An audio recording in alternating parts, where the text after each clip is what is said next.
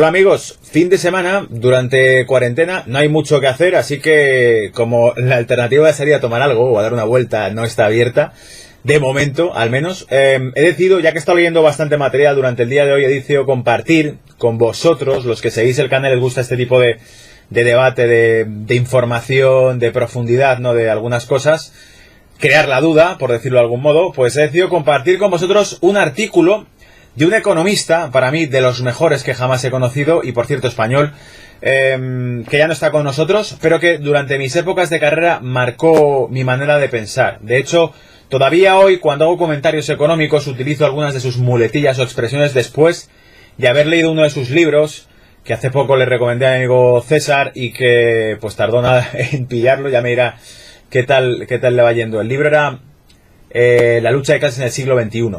Más o menos, la nueva lucha de clases en el siglo XXI, ¿vale? El autor era Manuel Funes Robert. Y hoy os he traído un artículo de él, justo hecho en 2008, hablando de la crisis y del erróneo enfoque de la crisis. Y vais a daros cuenta, bueno, no voy a desvelar el pastel, vamos a empezar a leer qué dice, qué expresión utiliza. Como de costumbre, lo que voy a hacer es leer un artículo o un contenido con las correspondientes pausas y reflexiones que suelo introducirle, o interpretaciones propias que hago yo, pero que invitan a que muchos, pues, entréis también al trapo. Está publicado en la web elmanifiesto.com y dice: más actividad y no más austeridad. Año 2008, verano 2008, ya empezaba el tema de la crisis.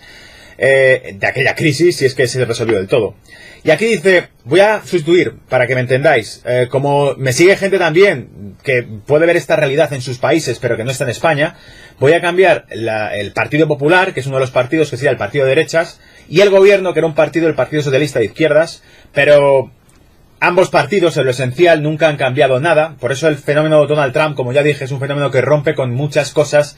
Su discurso en la ONU contra la globalización, de algún modo haciendo alarde de la soberanía nacional, de estados, etcétera, rompe con el internacionalismo propio, que nunca ha sido cuestionado ni por partidos de izquierdas ni de derechas, y por eso se hablaba siempre de un bipartidismo neutral. Se debate en lo efímero, se debate en lo que no es trascendental, pero en lo trascendental nunca se debate, ni el político.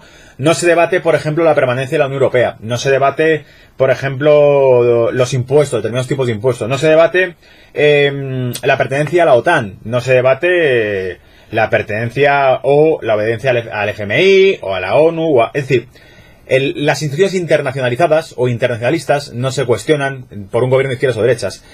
Esto que voy a traer aquí es algo parecido. En el terreno económico, vamos a ver cómo este señor nos habla de que nunca parece haber un debate. Entonces, bueno, no me enrollo más y os cuento sus palabras. Más actividad y no más austeridad.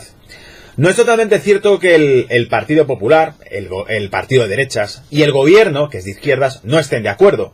Lo están en asumir por ambas partes el peor diagnóstico y la peor medicina, a saber, la conveniencia de reducir gastos e implementar la doctrina del cinturón a todos los niveles. Es decir, recorte, recorte y recorte. Este señor esto lo llamó el perpetuo ajuste en su libro, ¿vale? Esta doctrina la asume y proclama con radicalismo el partido de derechas y con tibieza el partido gobierno de izquierdas. Pero en ambos casos se omite y olvida que la necesidad más urgente es la de restablecer la demanda global al nivel que tenía antes de la crisis. Esto es, a nivel de 2003. Fijaos que aquí dice: no se trata de recortes, no se trata de ajustarse el cinturón, no se trata de promover la austeridad, que podría ser incluso positiva de algún modo, pero si esa austeridad no va a reactivar la empresa privada, no va a reactivar los negocios, no va a reactivar el empleo, el trabajo, ¿de qué me sirve, no? Puedo estar consiguiendo reducir variables macroeconómicas negativas, reduzco el déficit, reduzco la inflación, etcétera, etcétera, pero ¿de qué me sirve si se traduce en que el consumo no se reactiva? Ya hemos reducido el déficit de la inflación, pero el consumo no se ha reactivado, el empleo tampoco. Por lo tanto, si para mantener ciertas variables, los tratados de Maastricht, 1998 europeos, de control del déficit, del gasto público, del control de la inflación, si para conseguir mantener estables esas variables he de mantener congelado o recursos inutilizados de cualquier economía, pues mal vamos, ¿verdad? Porque al final se traduce en que, pues sí, conseguiremos poco déficit público, pero tendremos alto desempleo. Y el desempleo, por cierto, amigos, es una de las mayores fuentes de déficit, porque hay que pagar a gente que no tiene trabajo, hay que pagar prestaciones, subsidios por desempleo, y al mismo tiempo, cuando tú no tienes trabajo, sueles consumir poco, así que tampoco genera actividad económica, por lo tanto, retroalimenta más paro. Pero bueno, me enrollo mucho, vamos a seguir con lo que dice este señor. El restablecimiento de la demanda es urgente, y por ello valen de poco las recetas que esperan la recuperación de medidas fiscales que empezarían a notarse a mediados del año próximo. Fijaos cómo esto que habla y que estaba publicado en 2008 y habla sobre la crisis de 2008 tiene cierto tono que es aplicable hoy en día, porque ¿qué ha hecho la Unión Europea ahora justo a finales de 2019? Anunciar o promover o aconsejar medidas de política fiscal, empezando por la presidenta del Banco Central Europeo. Y dice, ¿dónde me queda? Vamos a ver, fiscales que empiezan a notarse a mediados del año próximo. Dice, es demasiado, en cristiano, tomar estímulo fiscal ahora se nota en el largo plazo, en el corto plazo no se va a notar tampoco una mejoría. Dice, tampoco conviene tomar con rigor la receta de la COE, que es la patronal, la Junta Empresarial en España, de no subir los salarios, tampoco, dice, tampoco conviene tomar con rigor la receta de no subir los salarios. ¿Por qué? Evidentemente porque si no subimos los salarios no estemos estimulando que se consuma más, ¿no? Entonces dice, no subir los salarios. Sí, hay que ajustar el impuesto, no subamos los salarios. Ya, pero es que eso va a repercutir, ¿qué? En las propias empresas, porque al fin y al cabo van a conseguir que menos gente demande sus bienes o sus servicios, ¿verdad? Entonces, si os fijáis, realmente es un bucle. Todo esto se retroalimenta. Las políticas de ajuste económico, las políticas de recorte económico, tampoco parecen ser la solución a los problemas. No lo son las políticas monetarias de imprimir billetes de la nada, pero tampoco lo son las políticas de ajuste económico. La doctrina alemana que ha puesto en toda Europa del recorte económico constante para mantener las tasas de déficit controladas, el gasto público controlado, sí, perfecto, pero si a costa de eso no consigo reabrir negocios en España, que es lo que ha ocurrido, por ejemplo, o en el resto de Europa, porque la tasa de paro en el resto de Europa rondaba el 10%. En España está en torno al 14% aún. Y espérate con la que venga ahora con el tema de la crisis del bicho este y el parón de todo, ¿vale? Dice, no subir los salarios, cuando es la respuesta históricamente demostrada como eficaz remedio contra las recesiones económicas. ¿El qué? El aumento de la actividad económica. Contra una recesión, políticas anticíclicas. Reduce los impuestos, no los aumentes, porque al reducir los impuestos resulta que a la gente le llegará más nómina. Y si le llega más nómina, quizá decida gastarla. Y si no la gasta, la va a invertir. Y si no la invierte, la va a ahorrar, lo cual significa que habrá más disponibilidad de crédito para aquellos que quieren invertirla, ¿verdad? Entonces dice, la receta más eficaz contra toda recesión ha sido los salarios, porque eso generaba consumo, ¿verdad? Admitiendo que las empresas que valen menos... admitiendo que a las empresas que venden menos, que son la mayoría, no se les puede pedir que paguen más, resulta que tenemos a la vista un remedio del que nunca pudimos disponer.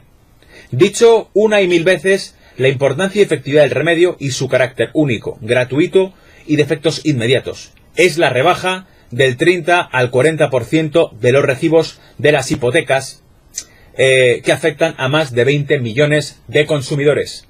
Aquí está tocando el corazón de lo que Funes Robert siempre criticó, desde luego en su libro hablaba claramente. El enfrentamiento del que él hablaba, la nueva lucha en el siglo XXI se produciría entre un sector financiero, economía financiera, y un sector real, economía real, agentes reales, empresas, empresarios, familias que invierten en vivienda, que consumen también, que son las que al fin y al cabo compran las casas, los coches, salen a restaurantes y demás. O las empresas que, gracias a la iniciativa empresarial, crean nuevos proyectos de negocio, contratan a gente, gastan capital y trabajo, consumen trabajo, ¿no?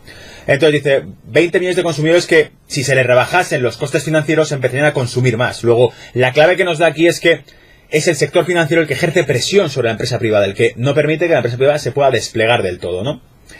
Y este remedio no solo está al alcance de la mano, sino que está al alcance de una sola mano, si se la fuerza a cumplir con el mandato recibido, que no pasa por encarecer, sino por abaratar los costes financieros.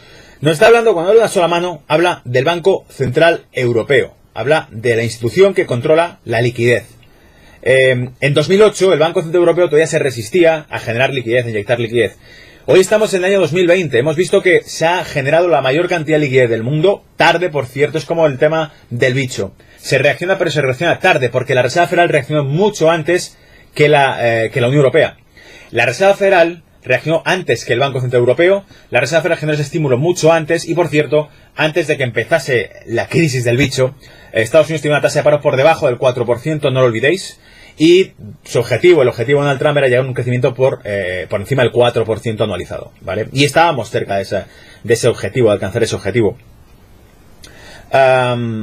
Entonces dice, en estos días hemos tenido que sufrir otra gran simpleza en materia del déficit exterior. Desde el Partido Conservador y de derechas se ha dicho que es el agujero por donde se nos va la vida. Esta visión torpe está en el centro de las preocupaciones del Partido Conservador de derechas y es una razón más para no esperar mucho de esta oposición. Ese desfase contable entre mercancías compradas y vendidas carece al 100% de la relevancia pública. Hago una pausa, ¿vale?, en lo de relevancia pública. ¿Por qué? Para que se entienda y solamente para algunos que escucháis esto. La crítica que él hace del partido de derechas conservador no viene de una persona que precisamente pueda catalogarse como una persona de izquierdas. Manuel Funes Robert, de hecho, si no recuerdo mal, buscad su biografía, fue asesor económico durante el régimen franquista. Y no es una persona que se caracterice por ser de derechas o de izquierdas. Para mí es una persona con un rigor económico bastante amplio, con una manera de pensar que rompía los esquemas dogmáticos del pensamiento económico. Es decir, tenía formas de entender la realidad económica diferentes a lo que la doctrina establecía desde las universidades. Y por eso a mí se me desaconsejó leerle, y por eso su lectura me dio una óptica y una forma de entender la economía que quizás es una de las razones por las cuales hoy existe este canal en YouTube, previamente por haber pensado de manera distinta. Entonces decía, me quedé en lo de la relevancia pública. Tiene poca relevancia pública esto que dice la oposición. Este partido de derechas pues nos dice que se nos va la vida, ¿no?, en las exportaciones. Dice, tiene poca relevancia pública esto. ¿Por qué? Vamos a ver qué quiere decir con esto. Que la tenía y mucha cuando necesitaba exportar para ganar divisa con la que pagar las importaciones. Es decir, en todo caso tenía esa relevancia cuando necesitaba exportar para ganar divisas. Es decir, cuando teníamos una moneda, la peseta, y nos hacía falta tener reservas de dólares, por ejemplo. Ahí sí tenía importancia la exportación. Hoy las pagamos con la moneda que es la segunda, si no la primera divisa del mundo. Se está refiriendo al euro. En el momento en que nosotros exportábamos era importante para España porque tenía una moneda extranjera. Atentos en América Latina, México, Chile, Ecuador, Colombia, Venezuela, todos los que tienen una divisa extranjera y además una divisa vulnerable, Perú, por ejemplo, vulnerable a la conversión con dólar. Que eso se ha pasado mucho, se ha pasado factura en la crisis de 2016, el carecimiento que ha tenido el dólar frente a la deuda, motivo por el que se produjo también la apuesta contra las cuotas de la deuda argentina, ¿vale?, por esa conversión. Para estos países, como lo era España, es importante las reservas de dólares que tengan, y por lo tanto es importante lo que venden al mundo, porque a cambio de lo que venden en el mercado internacional reciben dólares, ¿no? Hoy pagamos con la moneda que es la segunda del mundo, si no la primera, el euro. Y no hay deuda alguna en dicho desfase, puesto que está pagado al contado, salvo los aplazamientos concertados a nivel particular. Y dice, otra receta vana de la oposición relacionable con el tema anterior es la mejora de la competitividad. Se demanda que mejore la competitividad. Y aquí de nuevo voy a darle una óptica distinta a lo que hemos entendido siempre. Dice que por ser inferior a la deseable causa el referido desfase, ese desfase comercial, esa falta de exportación, se produce por una falta de competitividad. Hay que mejorarla, decía esta oposición. Y el gobierno diría lo mismo porque ninguno de los dos cambiaba la óptica económica.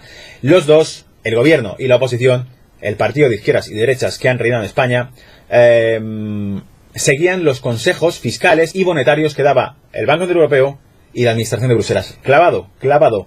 Incluso el partido de derechas propuso un programa hace unos años, antes de llegar al poder y tras este gobierno, propuso un programa de reducción de impuestos, de políticas activas de estímulo económico que parecía funcionar, y cuando llegó al poder hizo justo todo lo contrario y pidió disculpas. Dijo, lamentablemente tenemos que tomar otras medidas porque nos lo ha pedido así la Unión Europea. Subida del IVA, un desastre, ¿no? Cayó la reducción fiscal, los números lo demuestran, que era un desastre. Bien, entonces, ¿dónde me he quedado? Vamos a ver. Decía, mejora la competitividad. Una vez más, digo y repito que la competitividad no consiste en vender lejos, sino en vender bien y con facilidad. Y atentos a esta conclusión que saca este hombre. Un incremento de la competitividad, o sea, una mejora en calidad y en precio, puede conducir a una disminución de las exportaciones. ¿Cómo? ¿Cómo es eso? Si mejoramos la calidad del producto y su precio, ¿cómo va a ser que vendamos menos? Y aquí te la lanza. Una disminución de las exportaciones y no un aumento. Pues la empresa que vive tal mejora no necesita mandar mercancía fuera, sino por obra de esa mejora le quitan la mercancía de las manos a pie de fábrica. Es decir, lo que él planteaba aquí es que si efectivamente se trabajase la competitividad, ¿qué más te da las exportaciones? Si al fin y al cabo lo que tratas de conquistar es el consumo interno de tu propio país y de la Unión Europea. ¿Qué consumo busca, por ejemplo, China? China no busca el consumo interno, ahora empieza a tener un consumo interno, pero durante décadas China ha crecido gracias a ¿qué? Al consumo de países occidentales. ¿O no? Luego China produce alta competitividad porque persigue vendérselo a nuestros consumidores. A nuestros consumidores. China vende al mundo.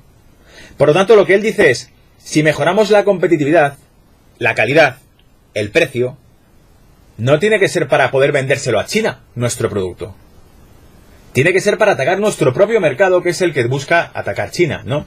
Y esto entra, fijaos, pensad, esto entra muchísimo, casi en una línea de pensamiento de Trump. O sea, esto es la línea de pensamiento de Trump, ¿no? Del MAGA, Make America Great Again, ¿no? Es como, ¿por qué voy a centrar toda mi obsesión con conquistar un mercado internacional cuando en realidad ese mercado internacional va enfocado a mi propio mercado interno? Luego esto, para empezar, me parecía muy buena conclusión que planteaba Manuel aquí. Y bueno, creo que he terminado este párrafo ya, siendo por obra de mejorar la quita. Vale, le quitaría la mercancía a pie de fábrica si realmente fuese más competitivo. No haría falta que la exportase fuera. Luego, un déficit comercial no significaría que lo hace mejor o peor, porque a lo mejor no le interesa ni venderlo fuera. Por último, si dijeren